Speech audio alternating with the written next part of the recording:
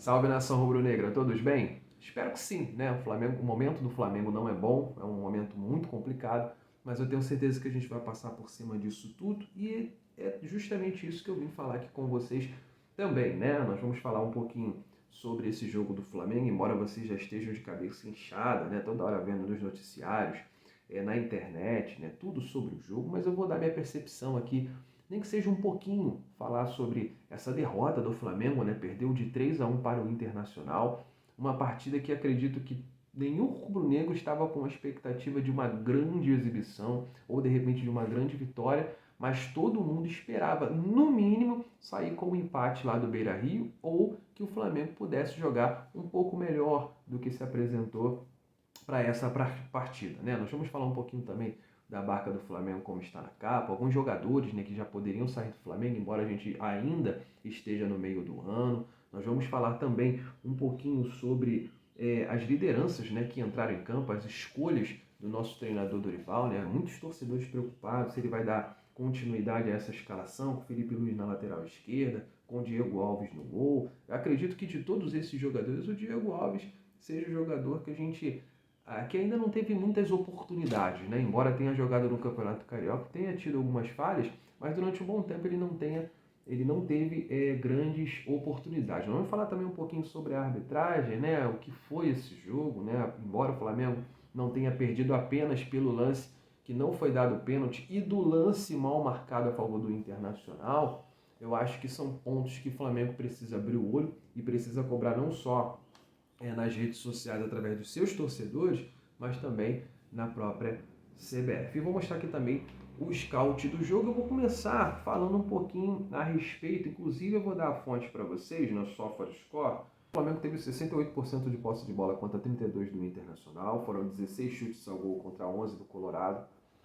E tem um quesito que o Flamengo acabou perdendo, que foi finalizações no gol, 4-3, né? Ou seja, o Flamengo ele teve muita posse de bola, porém não foi efetivo, né? Foi uma presa fácil para o adversário.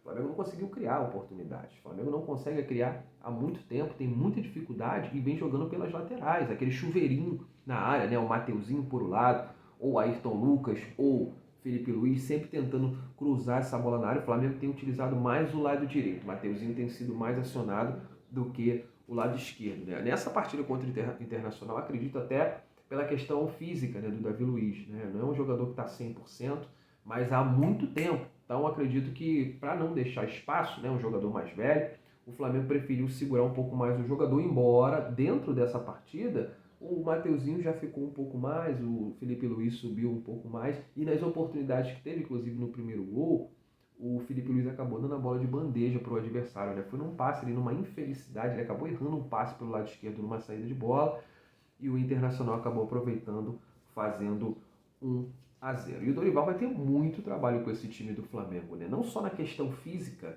mas também um trabalho mental precisará ser feito, né? Esses jogadores estão muito abatidos, estão muito abalados. Eu até vi um trecho no Instagram, não sei se não cheguei a conferir, mas se for verdade, cara, é uma situação que essa questão precisa ser mudada urgentemente, né? O Gabigol falando que os jogadores eles ainda estão sendo vítimas do baque da final da Libertadores, cara. Olha quanto tempo já se passaram, né? Nós já estamos no meio do ano, já estamos no mês 6 e esses jogadores ainda estão com a cabeça na final da Libertadores. Nem nós, torcedores, estamos sofrendo tanto quanto esses jogadores, né? Algo precisa ser feito, não só um trabalho do técnico, né? Mas como lembra que no ano passado, eu lembro que o Marcos Braz ele acabou dispensando o trabalho de um psicólogo para o Flamengo. É importantíssimo nesse momento, né, que o Flamengo está passando, um trabalho conjunto, não só de um técnico novo, mas também de profissionais que possam dar esse suporte, né? Um psicólogo, né? Toda a fisiologia na parte médica do Flamengo, a diretoria, todos precisam se unir nesse momento e fazer um filtro, né? Saber o que está acontecendo, fazer uma varredura, uma limpeza geral nesse Flamengo para que as coisas possam andar. Meus amigos, é iminente que aconteça uma barca no Flamengo, né? Nós temos jogadores que já não performam mais há muito tempo e nós temos jogadores também que chegaram e nunca jogaram futebol. O exemplo, claro, é do Léo Pereira. O Léo Pereira chegou ao Flamengo a piso de ouro, foram 7 milhões, de euros que o Flamengo investiu no jogador, né? Na época, se não me engano, estava cotado em 40 milhões de reais. É um jogador que se destacou no Atlético Paranaense, mas com todo respeito ao clube rubro-negro lá do Sul, o Flamengo não se compara, não tem comparação. O Flamengo tem uma pressão muito grande, é uma camisa muito pesada e dependendo do jogador ele treme, ele coloca a camisa, ele veste e ele sente a pressão. No Atlético Paranaense ele foi bem, no Flamengo ele não conseguiu performar. Aliás, quando ele jogava no Atlético eu nunca vi isso tudo no Léo Pereira. Como também no goleiro Santos que acabou de chegar no Flamengo, eu nunca consegui ver grandes qualidades nesse jogador, embora tenha chegado à seleção brasileira, mas se a gente for comparar, o Muralha também foi convocado pelo mesmo treinador para integrar aí os seus jogadores, né? A seleção de jogadores.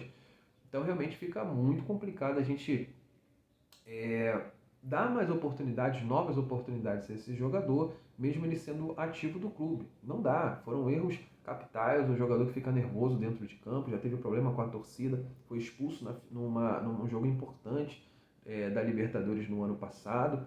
Então, realmente, eu acho que a oportunidade do Léo Pereira já passou. Do Diego, rapaziada, teve uma oferta, né, do Grêmio, na verdade, o Grêmio procurou o Flamengo, né, para negociar o jogador, porém o Flamengo rechaçou por causa da chegada do Dorival. O Flamengo quer esperar mais um pouco, saber com quem o treinador ele vai contar. Na minha visão, o Diego já deveria estar fora do Flamengo há muito tempo, com todo respeito à carreira, né, tudo que ele construiu aí ao longo dos seus anos prestados aí ao futebol, tá? Mas, sinceramente, não dá mais. O Rodinei é um outro jogador que nem foi relacionado na primeira partida. Acredito que terá oportunidade sim com o Dorival Júnior, ele deve testar o jogador, porém, a gente sabe que o Rodinei ele nunca performou com a camisa do Flamengo, né? Jogou boas partidas, uma ou outra partida, teve uma ou outra de destaque, porém, é um jogador que nunca teve a altura do time do Flamengo, nunca teve a altura de vestir essa camisa dentro de campo. A gente sempre viu um Rodinei muito bom ofensivamente, mas defensivamente um desastre e prejudicou muito o Flamengo. Na época do Pará, né, a torcida sempre queria quem estava no banco. Eu acho que eu não preciso falar mais nada, né? O Gustavo Henrique é um outro jogador também que oscilou bastante dentro desse time do Flamengo, nunca conseguiu performar aquilo que jogou no Santos. Aliás, eu acho que nem no Santos ele conseguiu jogar isso tudo para ser contratado no Flamengo. Foi um dos destaques, né, no ano, acho que se não me engano em 2019, foi um dos destaques da zaga do Santos, mas era ele e Veríssimo, e o melhor jogador ficou provado, que era o Lucas Veríssimo, né, que inclusive depois foi vendido para o Benfica de Jorge Jesus, né? Um outro jogador aqui que eu gostaria de falar com vocês a respeito, né, dessa barca é de Andreas Pereira. É um jogador que veio com muita expectativa, porém nunca rendeu aquilo que se esperava, assim como o Diego, né? Embora o Diego ainda jogou mais do que o Andreas Pereira, tudo bem que teve mais tempo de Flamengo, mas ele jogou mais no seu início de Flamengo do que o Andreas Pereira, que é um jogador mais novo, é um jogador que foi badalado, né, porque está vindo da Europa, veio do Manchester, então logicamente a gente cria uma expectativa muito grande no jogador, mas ele não rendeu. Lá ele jogou de meio campo, já jogou no ataque, inclusive na Lazio, e jogou, né, de segundo volante. E aqui no Flamengo nenhuma dessas posições, só tirando o ataque, de atacante ele não jogou. Mas tirando essa posição, no meio campo, tanto como armador ali na do Arrascaeta ali pelo lado esquerdo, quanto segundo volante, não rendeu, nunca foi esse jogador. Fez um gol de falta, né? Acho que o momento marcante dele foi aquele gol de falta que ele fez no ano passado, se eu não me engano foi contra o Cuiabá, quebrando aí um tabu do Flamengo de não sei quanto tempo, não sei quantos minutos, né? Como era falado nas transmissões, não sei quantos minutos sem um gol de falta do Flamengo, ele acabou quebrando isso, mas de lá para cá não conseguiu fazer mais nenhum gol de falta, teve oportunidade, ele bate bem na bola, mas tem hora que eu não sei, tem hora que eu não consigo ver esse talento todo desse jogador, ele chuta mal, pega mal na bola, mas tem hora que ele acerta, como foi o jogo contra o Fluminense e agora nesse jogo contra o Internacional. Mas não vale o valor que estão pedindo, são 10 milhões de euros, o empresário dele já veio a público falar que ele não ficaria no Flamengo e eu acho que é isso mesmo que vai acontecer, acho não, eu tenho certeza que é isso mesmo que vai acontecer, o jogador não ficará no Flamengo, embora já tenha dado declarações de que gostaria sim de ficar. Outra peça também que eu acho que não deveria ficar no Flamengo é o Ilharão. Se o Flamengo tiver uma oportunidade de negociar o jogador, negocie.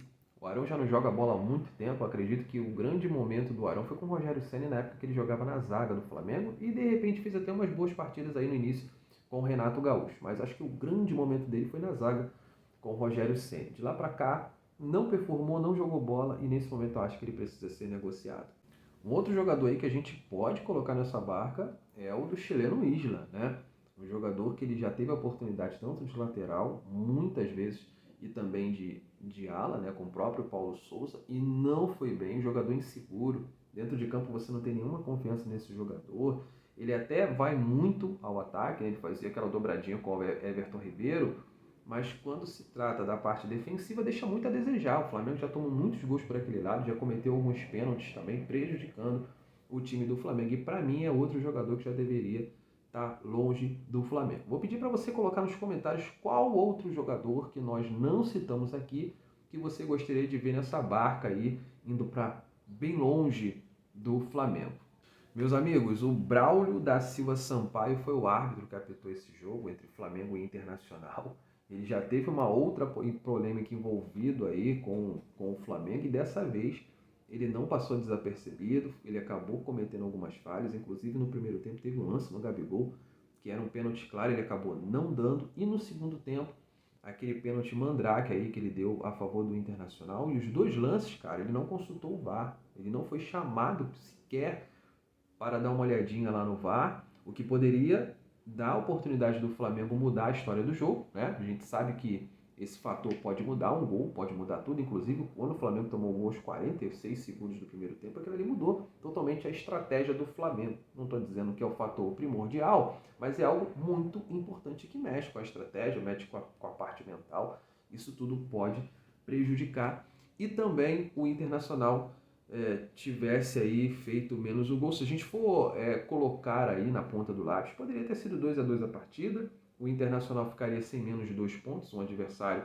que está na briga, que briga, né? Normalmente disputa os títulos com o Flamengo, e o Flamengo teria ganhado aí um pontinho, né? Poderia estar numa situação um pouco menos pior, podemos se dizer. E o Flamengo precisa urgentemente mandar um dirigente até a CBF, conversar, argumentar, mandar imagens, vídeos e cobrar, né, uma arbitragem imparcial. E não é isso que tem acontecido nos jogos do Flamengo, não. O Flamengo tem sido prejudicado, não é de agora. Não só nesse Campeonato Brasileiro, mas no Campeonato Brasileiro do ano passado, o Flamengo também foi muito prejudicado. E diga-se de passagem, o Atlético Mineiro teve vários pênaltis aí, mandrakes. Pênaltis, inclusive, parecido com o do Flamengo, que do Flamengo não foi marcado, alguns lances foram chamados até o VAR, e mesmo assim o Flamengo não teve a penalidade a seu favor. É algo que o Flamengo precisa ver e precisa urgentemente cobrar da queridíssima, entre aspas, CBF. Meus amigos, uma realidade que a gente não pode esquecer nunca, que os principais responsáveis por tudo isso que está acontecendo no Flamengo não somos nós. Não é o treinador, são os dirigentes. São os dirigentes que dão abertura para certos jogadores criarem forças com panelas. A gente fala muito da panela 85, né? Diego Alves, Felipe Luiz, Diego. Tem outros jogadores também, o próprio Arão. São jogadores que ganharam força no Flamengo e eles acham que aquilo que eles falam é lei. Isso pode durar um tempo, 2 tempos, mas vai ter uma hora que a casa vai cair. É o que está acontecendo agora. As máscaras estão caindo. O próprio Dorival, que está chegando agora no Flamengo, ele vai conseguir identificar, na minha visão e percepção, acho que ele vai identificar e com o jogo de cintura ele vai conseguir resolver esses problemas. Das duas, uma, ou ele resolve ou ele será fritado por esse elenco, né? Mais um treinador a ser fritado por esse elenco. Então eu gostaria que você colocasse aqui embaixo o que você acha, né, o que está acontecendo no Flamengo, qual seria a solução, quem são os principais culpados, porque de repente você discorda daquilo que eu estou falando. Mas para mim, os dirigentes do Flamengo, na pessoa do Rodolfo Landim, que é o presidente do Flamengo, o vice-presidente de futebol, o Marcos Braz, o Bruno Spindel e todos aqueles que fazem parte dessa cúpula, né, que tem uma galera que sabe quem é, que são os principais responsáveis. Mas coloca aqui embaixo, eu quero saber a sua opinião. Vou pedir para você deixar o seu like, se inscrever aqui no canal e compartilhar com os seus amigos. Então, saudações rubro-negras a todos.